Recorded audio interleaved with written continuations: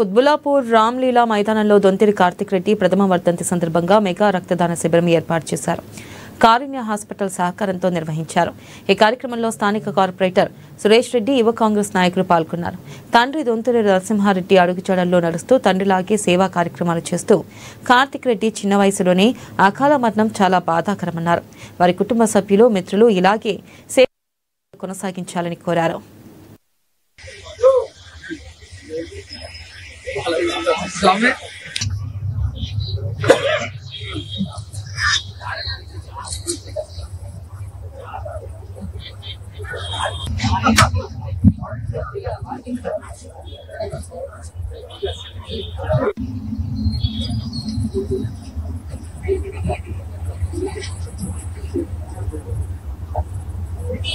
ఆయన చనిపోయిన 1 year సందర్భంగా ఈరోజు బ్లడ్ డొనేషన్ క్యాంప్ నిర్వహించడం జరిగింది. ఈ కార్యక్రమానికి వచ్చి చాలా మంది బ్లడ్ డొనేట్ చేయడం జరుగుతుంది. అందరికీ కూడా నిజంగా చాలా ధన్యవాదాలు. కార్తీక్ కూడా మొదటి నుంచి మాకు దగ్గర నుంచి చూసినాను. అబ్బాయి చాలా వెరీ గుడ్ జెంటిల్మెన్. అకాల మరణం వారి ఫ్యామిలీకి, కుటుంబ సభ్యులకు, ఫ్రెండ్స్ అందరికీ కూడా తీరని లోటు. ఆయన ఎప్పుడూ మేము జ్ఞాపకం చేసుకుంటూ ఉంటాము. ఇక్కడ వచ్చి అందరూ బ్లడ్ డొనేషన్ చేసిన అందరికీ కూడా ధన్యవాదాలు.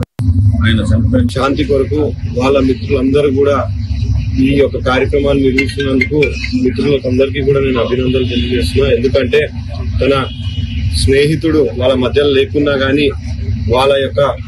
అతని యొక్క జ్ఞాపకాలు వీళ్ళు మర్చిపోకుండా అతని పైన ప్రేమతోటి ప్రతి సంవత్సరం ఇదే విధంగా ఈ యొక్క కార్యక్రమాన్ని నిర్వహించాలని వాళ్ళ కుటుంబ సభ్యులకు, అదేవిధంగా వాళ్ళ మిత్రులందరికీ కూడా నేను తెలియజేస్తున్నా. ఇలాంటి రక్తదానాలు ఎప్పుడు నడుపుతూనే ఉండాలి.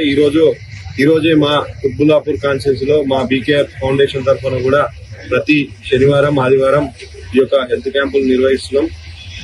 హెల్త్ క్యాంపులు నిర్వహించడమే కాదు, ఎవరికైనా పేద ప్రజలకు, మధ్యతరగతి ఇవాళ మనము తలసీమియా అనే వ్యాధి డిజీజ్ వాళ్ళకు మనం ఇవాళ బ్లడ్ డొనేషన్ చేయడం క్యాంపులు పెట్టడం జరిగింది.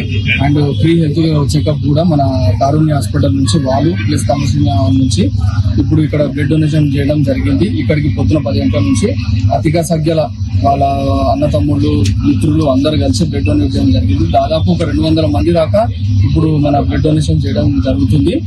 మన ఈ కార్యక్రమంకి విచ్చేసిన మన అన్నతమ్ములకు అందరికీ, మిత్రులకు అందరికీ కూడా నా హృదయపూర్వక ధన్యవాదాలు.